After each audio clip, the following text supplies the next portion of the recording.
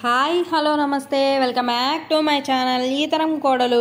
ఆలస్యం చేయకుండా కథలోకి వెళ్ళిపోదామా? మరి అది కాదయ్యా, అడలిపోక అలా ముందు జరగవలసింది బోలెడంత ఉండనే ఉంది. మన వాళ్ళు ప్రతిదానికి యథాశక్తి అని లఘు ప్రక్రియలను బోలెడన్ని సదుపాయాలు నీలాంటి వాళ్ళ కోసం చేసే ఉంచారు. మాటకు ముందు ఇది పనికిరాదు, అది పనికిరాదని నీలాంటి వాళ్ళు మమ్మల్ని వేధించుకు తినడమే కానీ తీరాత్ర వ్యవహారాన్ని కొచ్చేటప్పటికీ ఒక్కడూ మాట్లాడితే ఒట్టు. వీలైతే మళ్ళీ అది కూడా పంచతంత్రం చేయమంటారు కూడాను అన్నారు. నేను అననులేండి అలాగా. ఎలాగైతే తీరాత్రమైన పంచతంత్రమైన అంతటితోటి విరమించే వెర్రి వాళ్ళు ఎవ్వరూ ఉండరులేండి అన్నాను.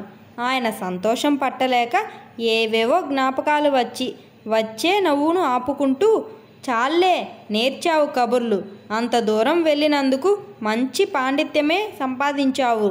లే త్వరగా స్నానం చెయ్యి, మీ నాన్న వస్తే మనని బ్రతకనివ్వడు లే అన్నారు అంటూ ఆయన లోపలికి చక్కా పోయాడు. అలా ఆయన్ని నన్ను ఆయన చిన్నప్పటి నుంచి ఎంతో సన్నిహితంగా ఎరుగుదుము కనుక ఆయనెప్పుడు ఇలా కులాసాగా చమత్కారంగా మాట్లాడతానని ఏదో మాటలు అందించి ఆయన్ను రెచ్చగొట్టడము, ఆయన చేత వాగించడము నాకు బాగా అలవాటు. ఆ కబుర్లు వినడం ఎంతో సంతోషం కూడాను. నేను స్నానం చేసి వచ్చేటప్పటికి ప్రాయశ్చిత్త కాండకు అన్నీ అమర్చారు. మా నాన్న ఎప్పుడు తెప్పించి ఉంచాడో నా కోసం ఒక పట్టు తాపిత అక్కడే పెట్టి ఉంది. అది నన్ను కట్టుకోమన్నారు. ఈ మధ్యన అలవాటు తప్పిపోయి ఆ పంచ జారిపోతున్నా జాగ్రత్తగా కట్టుకున్నాను. ఇంతలో మా నాన్న ఊళ్ళో ఉన్న బ్రాహ్మణ్యం పెద్దవారిని 10 మందిని వెంట పెట్టుకుని వచ్చారు. వారి వెనకనే కొందరు క్షత్రియ ప్రముఖులు కూడా వచ్చారు. మంత్రతంత్రములతో వేదఘోషతో ప్రాయశ్చిత్తం సుమారు జాము తరువాత ఎలాగో పూర్తి అయినది. ఇంకొక అరగంటలో అందర్నీ భోజనమునకు దయచేయమన్నాము. అక్కడికి వచ్చిన పెద్దలే కాక ఊరిలో బ్రాహ్మణులు మరికొంతమంది కూడా పంక్తి భోజనానికి దయచేశారు. నన్ను కూడా వార సహపంక్తిని కూర్చోమన్నారు. భోజనములైనాయి. దక్షిణ తాంబూలాలు ఇవ్వడమైనది. అందరూ వారి వారి ఇళ్లకు వెళ్ళారు. కానీ ఆ సాయంకాలానికే ఊరిలో కొంత అలజడి బయలుదేరింది.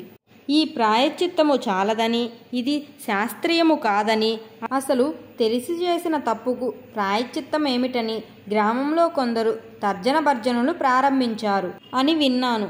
ఇందులో దేనికి అధికారైన వాడు ఒక్కడూ లేడు. అయినా మానవ స్వభావం మారదు కదా. సరే, ఏం జరుగుతుందో చూద్దామని మేమూరుకున్నాము. 4 రోజులు అయిన తర్వాతను మమ్ములను మా ఇంటికి వచ్చి భోజనం చేసిన వారిని బహిష్కరిస్తున్నామని ఆ నోట మాకు వర్తమానం అందజేశారు. మా నాన్నకు విపరీతమైన కోపం వచ్చింది. ఎందరినో పెద్దలను, పండితులను, అధికారులైన వారిని సంప్రదించే ఈ ఏర్పాట్లు చేశారు. నాకు ఈ సలహా ఇచ్చిన పండితులు మా ఇంటికి వచ్చి స్వయంగా ఈ కర్మకాండ జరిపి కూడా ఏదో సాకు చెప్పి మా ఇంట విందారగించకుండా వెళ్ళి ఇది శాస్త్రీయముగా జరగలేదని, అందుచేతనే తమరు భోజనం చేయకుండా వచ్చామని కొందరి దగ్గర చెప్పి వారి చేతను కొంత దుష్ప్రచారము చేయించినట్లు మాకు తెలిసింది. మా నాన్న పరమశాంతులే కానీ పట్టుదల వస్తే మటుకు దాని అంతు తేలే వరకు విడిచిపెట్టే స్వభావం కాదు ఆయనది.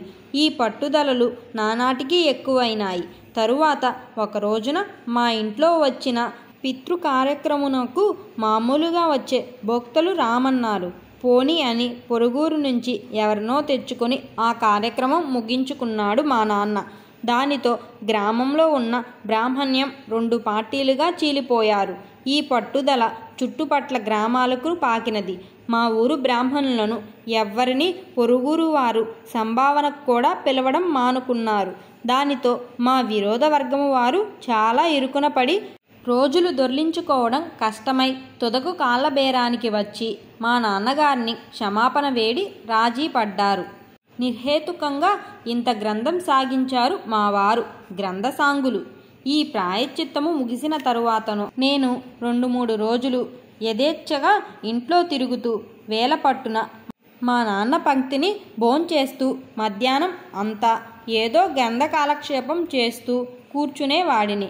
సాయంత్రం మటుకు ఒక మాట ఊళ్ళోకి పొలానికి వెళ్ళి వస్తుండేవాడిని. ఉదయ సాయంకాలం ఎవరో ఒకరంటే ఒకరు కాదు, ఓ 10 మందికి తక్కువ కాకుండా వచ్చి కూర్చొని బాబయ్య అక్కడి సంగతులేమన్నా చెప్పండి అనేవారు. రోజు ఏం చెప్పను, నా మొహం చెప్పడానికి ఏమీ లేదు, దయచేయండి అని వాళ్లకు ఉత్సాహభంగము చేయడము ఇష్టముండేది కాదు నాకు. అందుకని ఏం చెప్పమంటావయ్యా, పోనీ మీరేమైనా అడిగితే దానికి సమాధానం చెప్పే ప్రయత్నం చేస్తాను అన్నాను. వెంటనే అయితేనండి అక్కడ మీకు భోజనం ఎలాగండి, అక్కడేమన్నా మన హోటళ్ళుంటాయా, లేకపోతే మీరే వండుకునేవారా, ఏం చేసేవారండి అన్నాడు ఒకతను. మన హోటళ్ళు లేవు, నేను వంట చేసుకోలేదు, ఒక వంటావిడను మటుకు సంపాదించాను అన్నాను. ఏటేటి మనోరేనండి, బేమర్లేనటండి అన్నాడు. కాదు బాబు, అంత అదృష్టమా నాయనా, మనోరు కాదు, బ్రాహ్మణులు కాదు, ఇదిగో చూడు, ఎవ్వరితోటూ చెప్పకు, ఓ దొరసానమ్మనే సంపాదించాను అన్నాను. అయ్య బాబోయ్, బాబు భలేవారండి, అవునులేండి, మీరు మటుకు దొరలా లేరా, అంచేత బాబు నిజంగా దొరసానమ్మేనంటండి, భలే పని చేశారండి, మన ఊర్లో పెద్ద పెద్ద కలెక్టరేట్లకే దొరకదు గదా, మీరిట్టే పట్టేశారన్నమాట, భలే భలే భలే భలే మా దొడ్డ మాట చెప్పారండి అంటూ కొంతసేపు వాడిలో వాడు నవ్వుకుంటుంటే పక్కనున్న వాళ్ళు కూడా నవ్వుతూ నిజంగా నిజమేనటండి అన్నాడు ఒక కుర్రవాడు. నిజంగా సత్యప్రమాణకంగా నిజమే, దొరసానియే దొరికింది, అది ఎక్కువ కష్టపడకుండా ఖర్చు లేకుండానే దొరికింది. నేనున్నన్నాళ్ళు అక్కడ హాయిగా వేలకు ఇంత ఉడకేసి పడేసేది, ఇక్కడికొచ్చేటప్పుడు నాతోటి వస్తానంది కూడాను, తీసుకువద్దామనే అనుకున్నాను మీకందరకు చూపించడానికి, తీరా తీసుకువస్తే మీరంతా మీ పనులు మానుకొని మా పనులు చేసుకోనివ్వకుండా ఆవిడనే చూస్తూ కూర్చుంటారని భయం వేసి తీసుకురాలేదు అన్నాను. అయ్యయ్యో, ఎంత పని చేశారండి, మా మంచి ఛాన్స్ పోగొట్టారు బాబు అని వాళ్ళు వాపోయారు. ఒక్క మాట మేము కూడా ఆ యమ్మను చూసి సంతోషించే వాళ్ళం గదా అన్నాడు ఎంతో ఆశాభంగమైనట్టు. మళ్ళీ ఇంకొకడు అందుకొని, అయితే మీరున్నన్నాళ్ళు ఆ ఒక్క పని మనిషేనండి, లేకపోతే అతని వాక్యం పూర్తి కాకుండానే నా ప్రాణానికి ఒక్కతి చాలదా అన్నాను. చాలేద్దురు, మంచి వయసులో దొరలా ఉన్నారు, మీకేమండి అన్నాడు. నాకు ఏం లేదు, నీకు ఏం లేదు కానీ అని అంటుంటే ఇంకొకతను అందుకొని, అయితే ఆవిడికి మన వంట వచ్చునండి అని లాయర్ ప్రశ్న వేశాడు.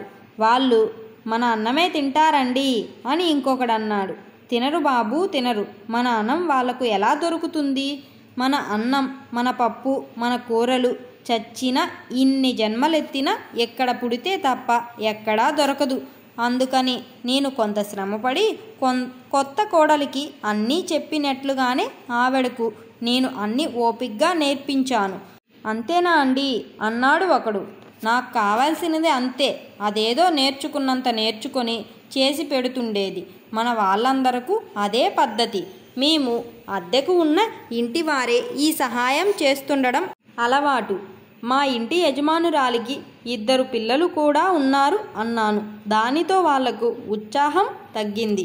అయితే మన భోజనానికి వారి భోజనానికి తేడా ఏమిటండి అని ఒక కుర్రవాడు అడిగాడు. మొదటి సంగతి, నా బోటోన్లు శాకాహారులు కదా, వాళ్ళందరూ అబల గోపాలం మాంసాహారులే అన్నాను. అయితే ఆ చేత్తోటే చేసేదండి మీకు అన్నాడు ఒకతను. ఆ చేత్తోటి చెయ్యక దానికోసం వేరే చెయ్యొకటి సంపాదించి వంకీని తగిలించి అవసరం వచ్చినప్పుడు చెయ్యి ఉపయోగిస్తుందనుకున్నావా అన్నాను. అందరూ నవ్వారు. ఆ కుర్రవాడు కొంచెం చిన్నబుచ్చుకున్నాడు.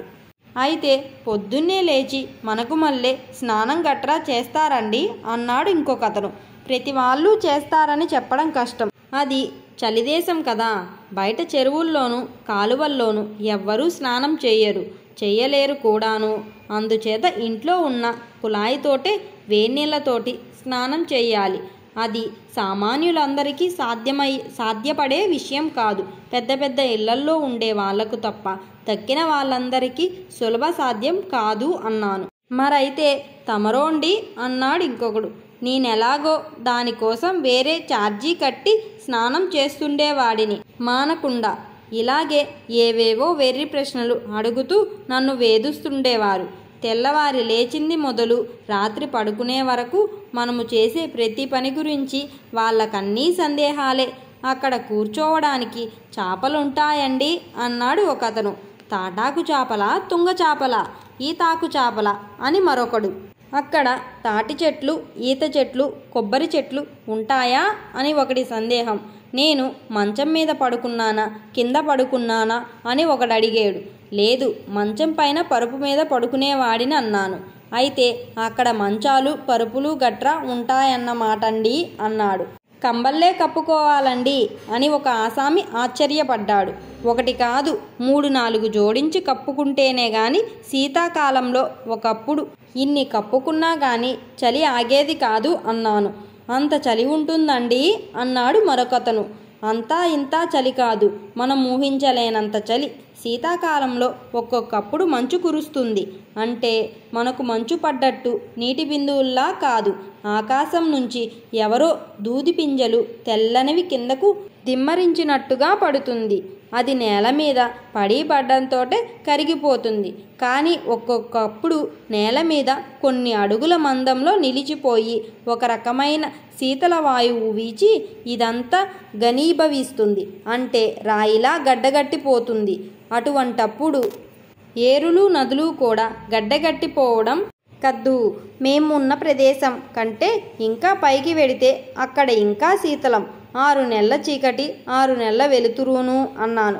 బాబోయ్, 6 నెలలు చీకట్లో లేవకుండా, అవశిష్టాలు తీర్చుకోకుండా, తిండి తిప్పలు లేకుండా ఆ చీకట్లో ఎలా బ్రతుకుతారండి అన్నాడు. తిండి తిప్పడు లేకేం కర్మ, చీకటిగా ఉన్నంత మాత్రాన ఎవ్వరూ ఏ పని మానుకోరు. మనం మానుకున్నామా ప్రతినిత్యం జరిగేవన్నీ విధాయకంగా జరిగి తీరుతాయి. నయం, చీకట్లో సంసారాలు చేస్తారా అన్నావు కాదు అన్నాను. ఒకతను నిర్ఘాంతపోయి అక్కడ ఆడంగులు కూడా ఇంత చలిలోనూ ఉంటారండి అన్నాడు. మొగంగులున్న చోట ఆడంగులు మటుకు లేకపోతే ఎలా అన్నాను.